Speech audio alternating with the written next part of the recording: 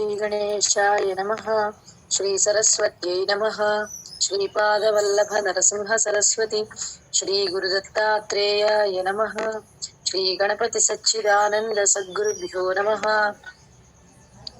गणपति गुरुमेक सच्चिदानन्दरूपं विबुधनिवहसेव्यं योगमार्गाधिरूढं शरणमुपगतानामात्रिसङ्घात्रिवज्रं मम हृदयनिवासं भक्तिनम्रो नमामि। दत्तात्रेयसमारम्भां नृसिंहाख्यमध्यमाम् सच्चिदानन्दपर्यन्तां वन्दे गुरुपरम्पराम्। ज्ञानानन्दमयं देवं निर्मलस्फटिकाकृतिम् आधारं सर्वविद्यानां हयग्रीवमुपास्महे। यवचनात् ततो गृध्रस्य वचनात् ततो गृध्रस्य वचनात् ततो गृध्रस्य वचनात् सम्पातेर्हनुमान् बली सम्पातेर्हनुमान् बली सम्पातेर्हनुमान् बली सम्पातेर्हनुमान् बली। शतयोजनविस्तीर्णम् शतयोजनविस्तीर्णम् शतयोजनविस्तीर्णम् शतयोजनविस्तीर्णम् उप्लुवेलवनार्णवम् उप्लुवेलवनार्णवम् उप्लुवेलवनार्णवम् उप्लुवेलवनार्णवम्।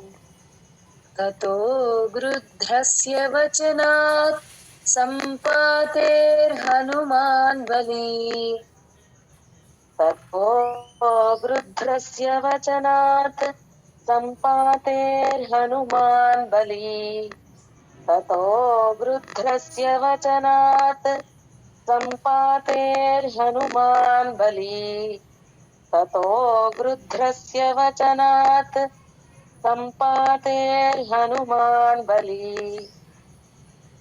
शतयोजनविस्तीर्णम् उप्लुवेलवनार्णवम् शतयोजनविस्तीर्णम् उप्लुवेलवनार्णवम् शतयोजनविस्तीर्णम् उप्लुवेलवनार्णवम् शतयोजनविस्तीर्णम् उप्लुवेलवनार्णवम्।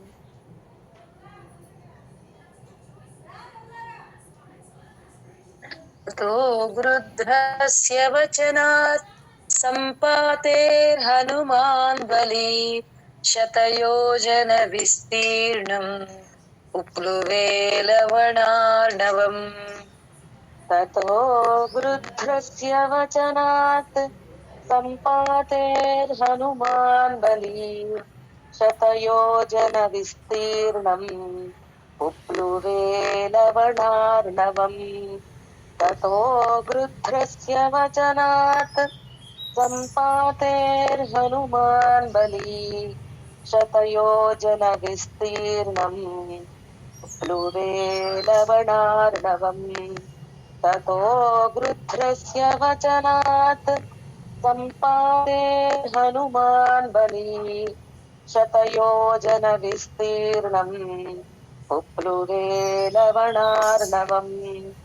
ततो गृध्रस्य वचनात् सम्पातेर्हनुमान् बली शतयोजनविस्तीर्णम् उप्लुवेलवनार्णवम्। ततो गृध्रस्य वचनात् सम्पातेर्हनुमान् बली शतयोजनविस्तीर्णम् उप्लुवेलवनार्णवम्। ततो गृध्रस्य वचनात् सम्पातेर्हनुमान् बली शतयोजनविस्तीर्णम् उप्लुवेलवनार्णवम्। ततो गृध्रस्य वचनात् सम्पातेर्हनुमान् बली शतयोजनविस्तीर्णम् उप्लुवे लवणार्णवम्. जय गुरुदेव.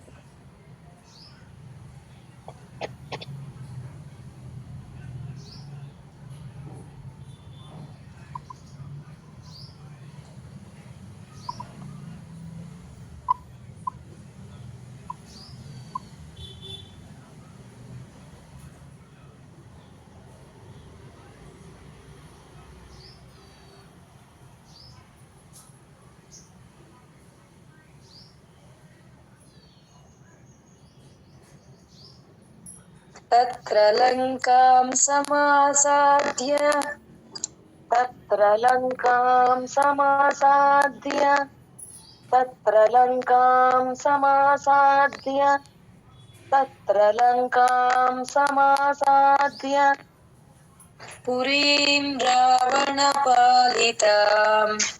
पुरीं रावणपालिताम् पुरीं रावणपालिताम् पुरीं रावणपालिताम् ददर्श सीतां ध्यायन्तीम् ददर्श सीतां ध्यायन्तीम् ददर्श सीतां ध्यायन्तीम् ददर्श सीतां ध्यायन्तीम् अशोकवनिकां गताम् अशोकवनिकां गताम् अशोकवनिकां गताम् अशोकवनिकां गताम् तत्र लङ्कां समासाद्य पुरीं रावणपालिताम् तत्र लङ्कां समासाद्य पुरीं रावणपालिताम्